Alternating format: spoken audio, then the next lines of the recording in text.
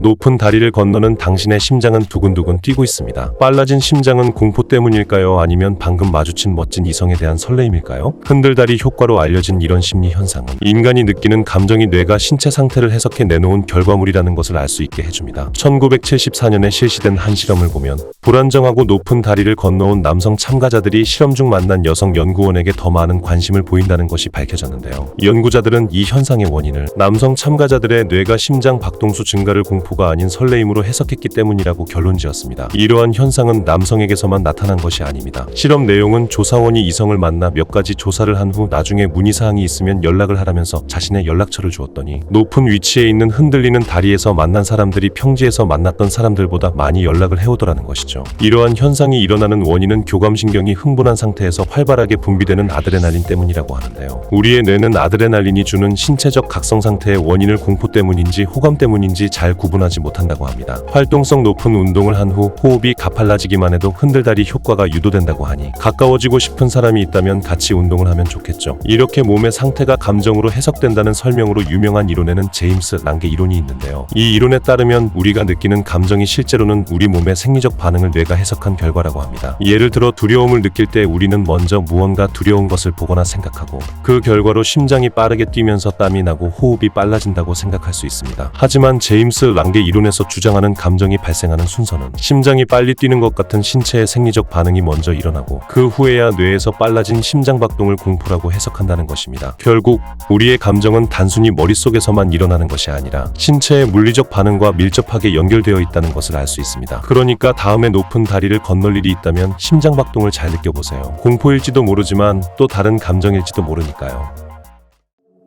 심장박동을 감정으로 해석하는 뇌는 표정을 통해서도 감정 상태를 해석해냅니다. 어떤 표정을 짓는지가 실제로 어떤 감정을 느끼는지에 영향을 미칠 수 있을까요? 우리가 짓는 표정이 실제로 어떤 감정을 느끼는지에 영향을 미칠 수 있다는 사실은 여러 연구를 통해 입증되었습니다. 찰스 다윈과 윌리엄 제임스가 처음 제시한 안면 피드백 가설은 우리의 얼굴 표정이 우리의 감정 상태에 영향을 미칠 수 있다고 주장합니다. 이 가설을 검증하기 위해 수행된 실험에서 연구자들은 참가자들에게 특정한 얼굴 표정을 지시하고 그에 따른 감정 변화를 관찰했었죠. 그 결과 웃는 표정을 짓게 되면 참가자들은 실제로 행복한 감정을 느낄 확률이 높아진다는 사실이 밝혀졌습니다. 또한 2012년에 심리과학 학술지에 처음으로 게재된 조작된 얼굴 표정이 스트레스 반응에 미치는 영향이라는 연구도 재미있는데요. 참가자들을 두 그룹으로 나누고 스트레스 상황에 노출시킨 후 한 그룹에게는 강제로 웃는 표정을 지시하고 다른 참가 그룹에게는 웃는 표정을 강제하지 않았습니다. 그 결과 강제로 웃는 표정을 지은 참가자들의 스트레스 반응이 줄어들었다는 놀라운 결과가 관찰되었죠. 이러한 연구 결과를 통해 표정이 우리의 감정에 영향을 미칠 수 있다는 결론을 내릴 수 있습니다. 행복해서 웃는 게 아니라 웃어서 행복해진다는 말은 사실이었던 거죠.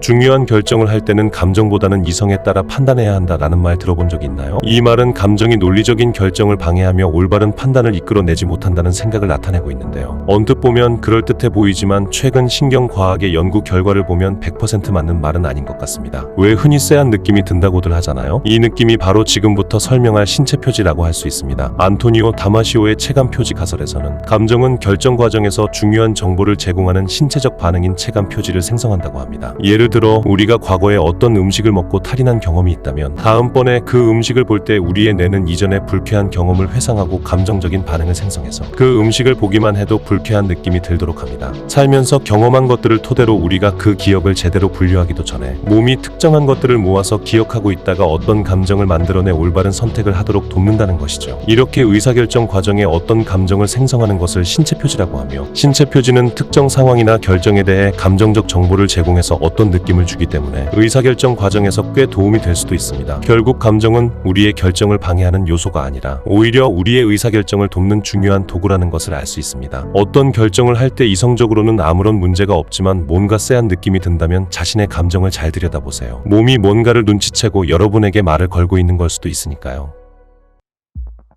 여러분에게 있어 가장 기억에 남는 추억은 무엇인가요? 그것은 아마도 강한 감정을 동반한 경험일 가능성이 높습니다. 실제로 감정은 우리의 기억에 중요한 역할을 합니다. 우리는 모두 강한 감정을 경험했던 사건들이 기억에 더 잘 남는다는 것을 잘 알고 있습니다. 첫사랑이나 스릴 넘치는 롤러코스터 타기, 그리고 가족과 함께 보냈던 행복한 휴가와 같은 감정적으로 강한 반응을 일으킨 사건들은 선명하게 기억납니다. 이것이 바로 감정 향상 효과인데요. 특별하고 강한 감정을 느낀 사건들을 더 잘 기억한다는 것은 감정이 기억에 미치는 효과를 잘 보여주는 예시입니다. 인식 기억에서의 감정 향상 효과라는 연구에서는 이 감정 향상 효과에 대해 더욱 깊이 있게 연구했었는데요. 이 연구는 감정 자극이 기억력을 향상시키는 것을 발견했는데, 이를 확인하기 위해 연구자들은 참가자들에게 감정적인 이미지와 중립적인 이미지를 보여주었습니다. 그 결과 참가자들은 감정적인 이미지를 중립적인 이미지보다 더 잘 기억했습니다. 또한 이 연구는 감정의 강도 또한 기억력에 영향을 미친다는 사실을 발견했습니다. 예를 들어 사랑하는 사람의 사진을 보았을 때 느껴지는 강한 기쁨이나 스릴러 영화의 긴장감 등 강한 감정을 일으키는 자극이 약한 감정을 일으키는 자극보다 더 잘 기억된다는 것이죠. 이러한 연구 결과를 통해 우리는 감정이 단순히 우리의 기분을 결정하는 것뿐 아니라 우리의 기억력에도 중요한 영향을 미친다는 것을 알 수 있습니다.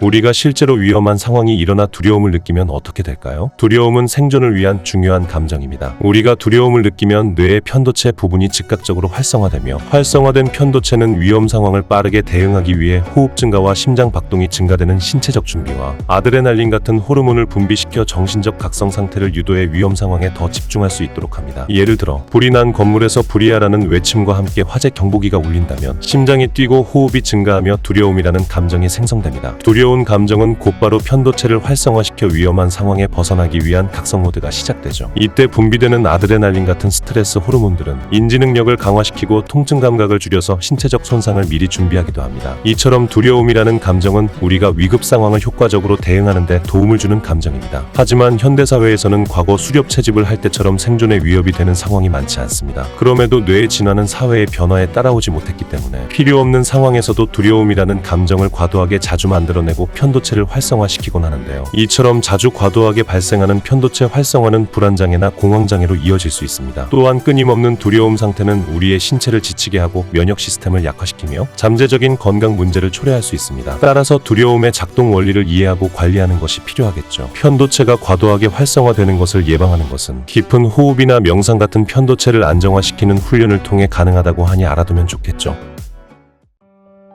두려움을 느낄 때 신체 각성과 관련 있는 편도체가 활성화되는 것에 반해 슬픔을 느낄 때는 좀 더 고차원적인 인지 능력과 연관된 전두엽의 일부인 피지라 전두엽과 아나 전두엽이 활성화됩니다. 슬픔은 부정적인 감정으로 여겨지지만 우리의 공감 능력을 향상시키거나 복잡한 문제를 처리하는 데 중요한 역할을 담당하고 있다고 하는데요. 이러한 생각은 최근의 신경과학 연구에서도 입증되고 있습니다. 인간 공감 능력의 기능적 구조라는 연구에서는 슬픔이 우리의 공감 능력을 촉진하고 사회적 연결을 강화하는 역할을 하는 것으로 보고되었습니다. 이 연구에서 슬픔은 뇌의 전두엽 부위, 특히 아나 전두엽을 활성화시켜 우리가 타인의 감정을 이해하고 공감하는 데 중요한 역할을 하는 것으로 밝혀졌는데요. 아나 전두엽은 다른 사람의 마음을 이해하거나 어떤 감정을 느끼고 있는지 알아내는 데 관여하는 것으로 알려져 있습니다. 한마디로 슬픈 감정을 느낄 줄 아는 사람들이 다른 사람의 감정 상태를 더 잘 파악하고 공감하는 능력이 뛰어나다는 거죠. 또 다른 슬픔의 긍정적 측면을 다룬 연구에서는 복잡한 문제 분석에 대한 우울증의 적응이라는 주제로 연구를 진행했는데요. 슬픔과 우울증 이 복잡한 문제를 해결하는 데 도움이 될 수 있다고 말합니다. 이 연구에서 슬픔을 느낀 실험 참가자들의 피지라 전두엽이 활성화되는 것이 관찰되었는데요. 이 영역은 주의 집중, 문제 해결, 의사 결정 등의 고차원적인 인지 기능과 관련이 있습니다. 이 연구는 슬픔이 단지 부정적인 감정이 아니라 특정 상황에서는 복잡한 문제를 해결하는 데 필요한 집중력과 고민을 돕는 도구로 작용할 수 있다는 인사이트를 제공합니다. 이처럼 슬픔은 사회적 공감 능력과 문제 해결에 도움을 줄 수 있는 감정입니다. 그러니 지금 슬픈 감정을 경험하고 있다면 너무 상심하지 마세요. 그래도 슬픈 감정이 심하거나 오래 지속되면 우울증과 같은 심리적 장애를 초래할 수 있으므로 주의가 필요합니다. 주기적인 운동과 충분한 수면을 통해 슬픔 상태가 지속되는 것을 예방할 수 있다고 하네요.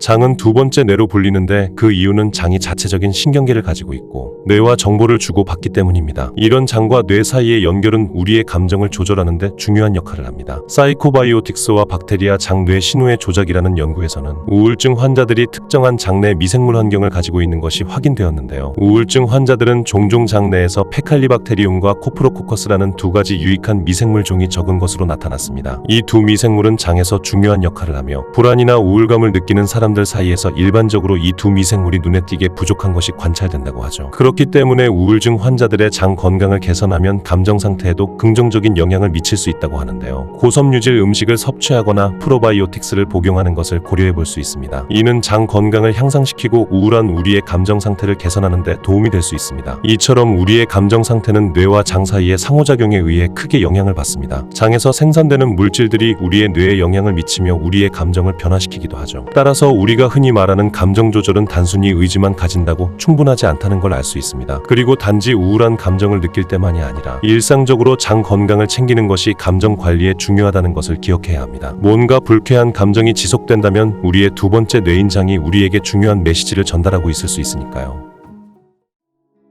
여러분은 이제 앞서 알아본 감정에 대해 몰랐던 사실 7가지를 통해 한 가지 확실한 사실을 깨닫게 되었습니다. 바로 우리의 몸과 마음은 깊게 연결되어 있으며 감정은 우리의 생각, 행동, 신체 건강과 깊은 관련이 있다는 것이죠. 감정은 신체 상태에 대한 해석이자 여러 의사결정을 하는데 도움을 주는 중요한 능력입니다. 또한 신체 건강을 관리하는 것이 우리의 감정 상태를 향상시키는 데 중요한 한 가지 방법일 수 있음을 알 수 있습니다. 혹시 다음에 갑작스런 슬픔이나 불안을 느낄 때 그 감정을 받아들이되 왜 이런 감정을 느끼는 걸까라는 궁금증을 가져보세요. 그 감정이 무엇을 알려주려고 하는지 알아보고 당신의 몸과 마음이 당신에게 전하려는 메시지에 귀를 기울여 보세요. 그리고 잊지 말아야 할 것이 하나 더 있습니다. 우리가 느끼는 감정들은 모두 정상적이고 필요한 것들입니다. 감정들은 우리에게 중요한 정보를 제공하고 우리가 어떤 상황에 어떻게 반응할지를 결정하는 데 도움을 줍니다. 그래서 한 감정에 오래 묶여 그 감정에 휘둘리지 않기 위해선 우리 자신을 더 잘 알아가는 과정이 필요합니다. 그러니 감정의 주인이 되려면 먼저 내가 느끼는 감정이 어떤 감정인지 스스로 알아차리는 게 필요하다는 사실도 기억하세요. 오늘 여러분에게 말씀드릴 이야기를 정리해보면서 저 스스로도 다시 한번 생각해볼 수 있는 좋은 기회가 되었습니다. 시청해 주셔서 감사합니다.